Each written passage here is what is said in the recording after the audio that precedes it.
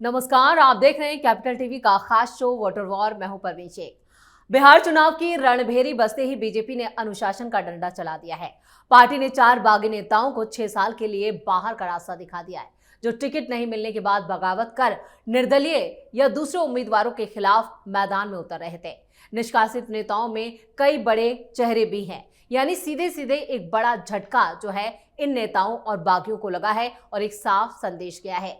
BJP की अनुशासन committee की सिफारिश पर ही बिहार प्रभारी अरविंद शर्मा के खत लिखने के बाद ये कार्रवाई की गई। पार्टी ने इसे अनुशासनहीनता करार दिया, जो एनडीए गठबंधन की एकजुटता बनाए रखने की कोशिश का हिस्सा माना जा रहा है। ये नेता टिकट बंटवारे में असंतोष जाहिर कर चुके थे और अब स्वतंत्र रूप से चुनाव लड़ने की घोषणा कर चुके हैं। बीजेपी के इस फैसले से बिहार की सियासत में हलचल मची है, खासकर उन सीटों पर जहां ये नेता मजबूत पकड़ भी रखते हैं। पार्टी ने साफ संकेत दिया है कि बगावत बर्दाश्त नहीं की जाएगी और इस पर चर्चा के लिए स्टूडियो मौजूद हैं कैपिटल टीवी के executive editor Rajeev Singh. Sir, आपका बहुत बहुत स्वागत है। धन्यवाद। जो ये पूरी खबर आई है, इसे आप कैसे देख रहे हैं, जिस तरह से बीजेपी ने अनुशासन का डंडा चलाते हुए 4 बागियों को बाहर का रास्ता दिखा दिया? देखिए, ये सिर्फ बीजेपी के फैसले के तौर पर नहीं देखना चाहिए। इसे देखना चाहिए कि राजनीति में मानदंड कैसे होने चाहिए। जब आप जनता के बीच में जा रहे हैं तो जनता के हितों को लेकर जा रहे हैं, राज्य के डेवलपमेंट को लेकर जा रहे हैं, और ये स्ट्रिक्ट डिसीजन लेकर भाजपा ने बिहार की जनता को एक अच्छा मैसेज भी दे दिया है। जिन लोगों को निकाला गया है वे सारे के सारे एनडीए प्रत्याशियों के खिलाफ ही चुनाव लड़ने की तैयारी कर रखे थे, और इसीलिए बीजेपी ने साफ मैसेज दिया कि अगर हम चुनाव में उतरे हैं तो जनता के लिए उतरे हैं, जनता के मुद्दों के लिए उतरे हैं, बिहार के डेवलपमेंट के लिए उतरे हैं, और शायद बीजेपी की या फिर कह सकते हैं एनडीए की यही नीतियां 20 साल से कहीं ना कहीं सत्ता में बिहार के रखी हुई है, और जनता का एतबार दिन प्रतिदिन बढ़ता भी जा रहा है। मैं ये बात क्यों कह रहा हूँ, आप जैसे बहादुरगंज से वरुण सिंह को हटाया गया, गोपालगंज से जो अनूप कुमार श्रीवास्तव हैं उनको हटाया गया, कलगांव से पवन यादव को बाहर किया गया, और बढ़ारा से सूर्यभान सिंह को पार्टी से बाहर का रास्ता 6 साल के लिए दिखा दिया गया। सोचिए कि ये नेता क्या कर रहे थे। राजीव सर, एक छोटा सा सवाल ये भी है कि जिन 4 नेताओं को बाहर किया गया, जिनका आपने नाम लिया, इनका कद बिहार चुनावों में कितना बड़ा, या बिहार की राजनीति में ये कितनी मतलब खासियत या कहे कि महत्वपूर्ण थे? देखिए, कद की बात तो तब आएगी ना जब आप जनता के हित को लेकर चल रहे हो। आपका कद बड़ा ही होता है जनता के समर्थन से, आप कुछ नहीं होते हैं। एक अदना सा व्यक्ति सबसे पहले टिकट भर के लिए लड़ने जाता है, फिर उसके बाद जब पार्टी देखती है कि आपका जनाधार क्या है, जनता में आपका कितना एतबार है, कितना जनता आपको मानती है, पहचानती है, विश्वास करती है, तब जाके आपको टिकट मिलता है, और उसके बाद आप लड़ने जाते हैं, और जब लड़ के आते हैं तब आपका कद बढ़ता है। जनता ने बार बार इनमें विश्वास जताया, पार्टी ने टिकट दिया, लेकिन अब ये क्या कर रहे थे, जिस जनता ने इनको सराखों पे बैठाया उसी जनता के इच्छा के विपरीत कहा जाए तो वहाँ चुनाव लड़ने जा रहे थे। एक बात समझने की ज़रूरत है, अगर एनडीए का वहाँ कोई प्रत्याशी खड़ा है और उसके विरुद्ध आप खड़े होने जा रहे हैं तो आप क्या मैसेज दे रहे हैं, किसका नुकसान कर रहे हैं? जनता का। क्योंकि जनता किसको वोट देगी ये वहाँ पोह में आ जाएगी। मान लीजिए कि वहाँ कोई चिराग पासवान की पार्टी का विधायक खड़ा है और फिर वहाँ बीजेपी का कोई पर्चा भर दे रहा है, तो फिर जनता तो परेशानी पड़ जाएगी कि एनडीए के दोनों घटक दल हैं, तो आखिर किसको वोट दें?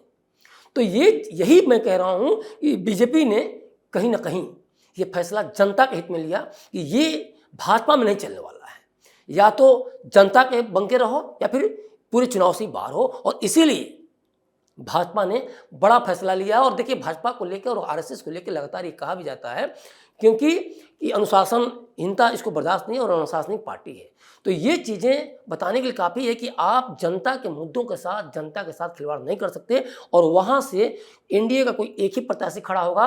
और वो चूँकि देखिए, एक चीज़ और भी है, महागठबंधन की तरह एनडीए में कहीं कोई रार नहीं है, इनका एकदम क्लियर है, और ये 243 सीटों पर एक भी प्रत्याशी जो महागठबंधन में फ्रेंडली फाइट की बात हो रही है तो वो वाली स्थिति नहीं है। और देखा जाए तो इसीलिए और भी ज़्यादा कि भाई ये मैसेज जो दादागिरी जो हो रहा है ना, महागठबंधन चलता है, ये एनडीए में नहीं चलता है। और इसलिए भाजपा ने बड़ा फैसला लिया कि जनता का जो नुमाइंदा हो वो जनता के लिए काम करे। जो डेवलपमेंट हमने कर रखा है, जो एनडीए सरकार ने 20 सालों में किया है, उसको पलीता नहीं लगाने देंगे इन नेताओं द्वारा। और इसीलिए परवाह नहीं किया, क्योंकि देखिए ये नेता बड़े नहीं थे, पार्टी बड़ी थी, पार्टी के नाम पे ये चुनाव लड़ते हैं। अगर आप जनता के लिए डेवलपमेंट के लिए काम नहीं करते हैं तो आप कहीं बड़े नहीं हो सकते। तो पार्टी ने इनको पल भर के अंदर देखा जाए इनका पूरा करियर एकदम ऋण कर दिया, तहस नहस कर दिया। अब अगर ये बड़े कद होते तो ये कुछ कर सकते थे, लेकिन इनकी हिम्मत ही नहीं है, क्योंकि जहाँ बीजेपी है वहाँ इनको इनके करियर को बर्बाद करने में कोई बाकी नहीं रख छोड़ती। और बाकी उसने कि आप पार्टी को बर्बाद करेंगे, आप जनता के हितों को, जनता की अपेक्षाओं को बर्बाद करेंगे, तो लीजिए पार्टी ने वो फैसला लिया कि आपकी रूह कांप जाएगी। और इसलिए पार्टी ने 6 साल के लिए निष्कासित कर दिया। राजीव सर, बिहार चुनावों में बीजेपी ने एक बड़ा संदेश तो दे दिया, क्योंकि ये एक बड़ा और सख्त फैसला है और एक नज़ीर भी पेश करेगा। लेकिन महागठबंधन में तो कई ऐसी सीटें हैं, दर्जनों सीटें हैं जहां पर फ्रेंडली फाइट की बात की जा रही है। तो उसको और इसको अगर कंपैरिजन किया जाए तो जो बीजेपी संदेश दे रही है और महागठबंधन जो संदेश दे रही है वो क्या है? देखिए, मैं यही कह रहा हूँ, महागठबंधन से अगर एनडीए का मिलान किया जाए तो मेरे ख्याल से ये मिलान करना ही गलत है।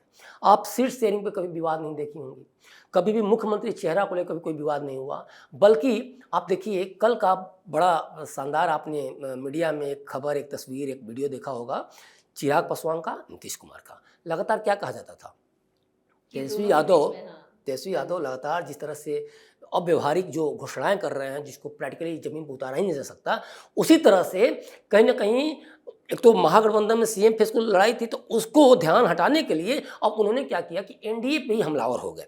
और क्या कहते थे, एनडीए में मुख्यमंत्री चेहरा पे एकमत नहीं है, कुछ क्लियरिंग नहीं है। और नीतीश कुमार ने उसके अलावा भी कई सारे आरोप लगा रहे थे, अस्वस्थ है नीतीश कुमार, न जाने क्या क्या। जबकि नीतीश कुमार एक ही दिन में अचेत हैं, 3-3 4-4 रैलियाँ कर रहे हैं।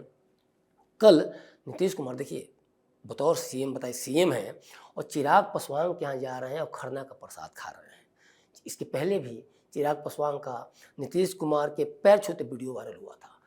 तो ये जो हुआ तो तेजस्वी यादव के चेहरे पे कालिख तो पूथी गई होगी, इसमें कोई दो राय नहीं है। क्योंकि लगातार आप झूठ, प्रोपेगेंडा, नैरेटिव सेट करने के लिए और जनता का वोट के लिए आप लगातार इस तरह से हमलावर रहेंगे तो एक न एक दिन जो सच्चाई होगी वो तो सामने आएगी। अच्छा, कभी भी चूंकि एनडीए में ऐसा कुछ था नहीं, तो कभी स्पष्टीकरण जारी करने की जरूरत नहीं पड़ी, कभी कुछ क्लैरिफिकेशन जारी करने की जरूरत नहीं पड़ी, क्योंकि कुछ ऐसा था ही नहीं।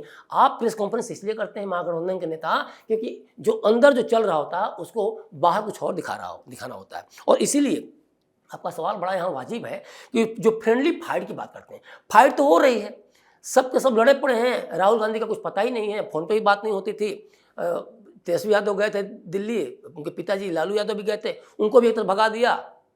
यहाँ के भी गुस्सा गुस्से सिंबल बांटे, फिर तेजस्वी ने सिंबल छीन लिया, वहाँ राहुल गांधी हड़का दे। तो ये सब चल रहा था और इसीलिए महागठबंधन को प्रेस कॉन्फ्रेंस करना पड़ता है।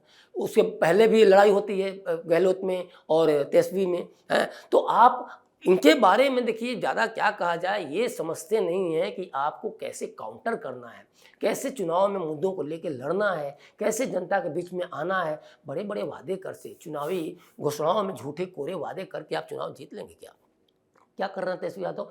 लगातार कमाई की बात कर रहे थे, दवाई की बात कर रहे थे, पढ़ाई की बात कर रहे थे। और जैसे ही वो कटिहार में घुसते हैं, सीमांचल में घुसते हैं, तो उनको याद आता है अरे यहाँ तो मुस्लिमों की ज़्यादा संख्या है। और क्या करते हैं, उनका ये पढ़ाई, कमाई और दवाई सब हवा हो जाता है और आ जाते हैं मुस्लिमों को रिझाने के लिए वक्फ बिल को फाड़ने की बात करने लगते हैं। इसके पहले वो माहौल बनाते हैं, कारी शोएब के द्वारा माहौल बनाते हैं कि बोलो बोलो बोलो, कुछ बोल दो इस पर, बाकी हम देख लेंगे। इसके पहले अगर मैं बोल दूंगा तो मामला गड़बड़ हो जाएगा। तो इन्होंने पहले उकसाया, इसके बाद देखा उन्होंने माहौल बन गया, मुस्लिमों में जयकार होने लगी, तो इन्होंने आके कटिहार में उसको घोषित कर दिया कि कूड़ेदान में फेंक देंगे। तो ये देखिए बताने के लिए काफ़ी है कि कैसे राजनीति को धर्म से टकराना है, कैसे जनता के मुद्दे को हवा करके, क्योंकि रोड मैप नहीं, विजन नहीं, क्या बोले जा रहे हैं, क्या घोषणाएं कर रहे हैं, कुछ पता नहीं। राहुल गांधी तो खुद सर पीट ले रहे हैं कि बंदा क्या बोल रहा है, कहाँ से पैसे आएगा, क्या होगा। और इसके बाद ये क्या कर रहे हैं कि आके तुरंत मजहब को आगे कर दे रहे हैं। मुसलमान को पता है और सबसे ज़्यादा तेजस्वी यादव को पता है कि सीमांचल में वो बुरी हार हारने वाले हैं और एक सीट ही मिली थी पिछली बार। सबसे बड़ी पार्टी बीजेपी होती है 8 सीट लेके। वो ऐसे ही बाहर से इन द सेंस कि बिहार से बाहर से आके 5 से झटक लेते हैं और अपने आप को जो मुस्लिम हितों का नुमाइंदा आप कहते हैं, कांग्रेस कहती है, वहाँ से आउट हो जाती है। 5 सीट मिली, लेकिन कांग्रेस राष्ट्रीय पार्टी है, उसको तो 15 सीटें जीतनी चाहिए थी 24 में, लेकिन इनको मुस्लिमों ने इनकार कर दिया। क्योंकि देखिए, अब आप डर ज़्यादा नहीं दिखा सकते कि बीजेपी आ जाएगी अगर मुझे वोट नहीं दोगे। अच्छा, ये चीज़ कांग्रेस और राजद को भी पता है कि जब तक हम मुस्लिमों को बीजेपी का डर दिखाएंगे तब तक हमें वोट मिलता रहेगा।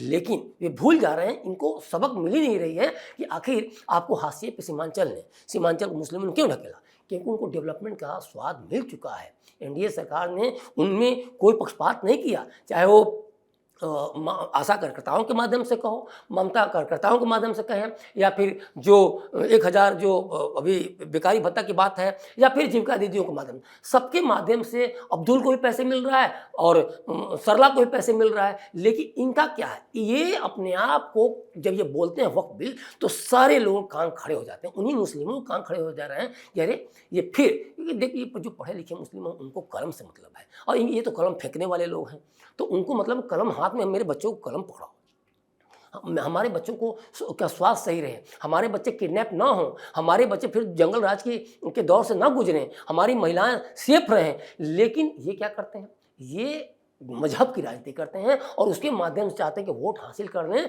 जो वहाँ 40% से लेके 68% जो मुस्लिम वोटर हैं, किशनगंज की बात करें, अररिया की बात करें, कटिहार की बात करें, पूर्णिया की बात करें, तो वहाँ वो चाहते हैं किस तरह से कि हमें वो वोट मिल जाए और भले ही हम उकसा करें। तो इसीलिए तो कटिहार में घुसते ही वो मजहबी रंग में रंग जाते हैं। और सारी ये भाई मुस्लिम इंसान नहीं है क्या, उनको कमाई, पढ़ाई और दवाई नहीं चाहिए क्या, उनको आप वक्फ का वो करते हैं। आपको नहीं पता है कि आपके वक्फ जो 1995 का संशोधन क्यों किया गया, सारा कुछ सही था, महिलाओं को आपने अधिकार क्यों नहीं दिया था, उसी विधवाओं का, बेवाओं का और आप बच्चों का आप कहीं ना कहीं एक तरह से जुर्म ढा रहे थे, उनकी ज़मीन हड़प ले रहे थे। और अगर जिस मुस्लिम कानून, इस्लाम कानून क्या कहता है, आपको जब ज़मीन दी जा रही है धर्मार्थ, आप उसका बेजा इस्तेमाल करते हैं, आप किसी गांव पे कब्जे कर लेंगे, आप कहेंगे कि भारत का पार्लियामेंट वक्फ की ज़मीन पे बना हुआ है, आप कहेंगे दिल्ली मेट्रो वक्फ की ज़मीन पे चल रही है, लाल किला को आप बता देंगे वक्फ की ज़मीन पे। व्यवहारिक चीज़ों से आप करके जनता को गुमराह करते रहेंगे। तो ये चीज़ें देखिए, अब इनको बताने के लिए काफ़ी है तेजस्वी यादव को, अब वो दौर बीत चुका है। मुस्लिम अब अपनी भागीदारी चाहते हैं, हिस्सेदारी चाहते हैं। आपने 2% में वीआईपी के मुकेश सहनी को तो डिप्टी सीएम घोषित कर दिया, 13% वाले यादवों को खुद तेजस्वी यादव अपने आप को सीएम घोषित कर दिए। लेकिन राहुल तो नहीं मान रहे थे। राहुल क्यों नहीं मान रहे थे? क्योंकि आपके जंगल राज चेहरे को कर रहे थे, फिर भी आपने सीएम डेजिग्नेट कर दिया अपने आप को। लेकिन मुस्लिम दरी बिछाएंगे, दरी बिछाने वाला मंत्रालय चाहिए मुस्लिम को। और आप इस तरह से बिहार को जाति और संप्रदाय के, जिस तरह से आपके पिताजी ने, लालू प्रसाद यादव ने जंगल राज के दौर में बांटा, और आप चाहते हैं कि फिर से आप बांट लेंगे। अब ये नहीं होने वाला है, क्योंकि मुस्लिम को भी अपने बच्चे प्यारे हैं, मुस्लिम को भी अपना यूथ प्यारा है, वो भी अब आगे बढ़ना चाहते हैं। वो भी अलकनंदा और कोसी के उस बाढ़ग्रस्त इलाके से जो डेवलपमेंट की जो स्वाद उसमें चखा है, जो रोजगार का जो उनको मिला है, वो चाहते हैं कि हम आगे बढ़ें। हमें क्यों दुबई और अरब देशों में जाने की जरूरत पड़े, जब हमारे बिहार में ही रोजगार मिलेगा, कंपनियां मिलेंगी, फैक्ट्रियां मिलेंगी, और इतनी बड़े बड़े हमें जो योजनाओं का फायदा मिल रहा है। तो फिर हम महागठबंधन के भुलावे में और इस डर के साये में हम क्यों जिए कि वोट हमें दो, नहीं तो बीजेपी आ जाएगी। चलिए राजीव सर, इस तमाम जानकारी के लिए और सटीक विश्लेषण के लिए आपका बहुत बहुत धन्यवाद। धन्यवाद। तो बागी उम्मीदवारों के मैदान में उतरने से कुछ सीटों पर एनडीए गठबंधन को नुकसान की आशंका जताई गई थी। हालांकि पार्टी को उम्मीद है कि ये कदम बाकी नेताओं और कार्यकर्ताओं के लिए एक सख्त चेतावनी का काम करेगा और संगठन की मजबूती बनाए रखेगा। चुनावी माहौल में बागी नेताओं को निष्कासित करना पार्टी के लिए जोखिम भरा है, लेकिन जरूरी कदम भी था ताकि भविष्य में अनुशासन का पालन सुनिश्चित हो सके। इससे पहले नीतीश कुमार भी 16 बागियों पर एक्शन ले चुके हैं। इस खास शो में इतना ही। वीडियो कैसा लगा कमेंट करके अपनी राय जरूर दें। वीडियो को लाइक करें, शेयर करें और कैपिटल टीवी को सब्सक्राइब जरूर करें। धन्यवाद।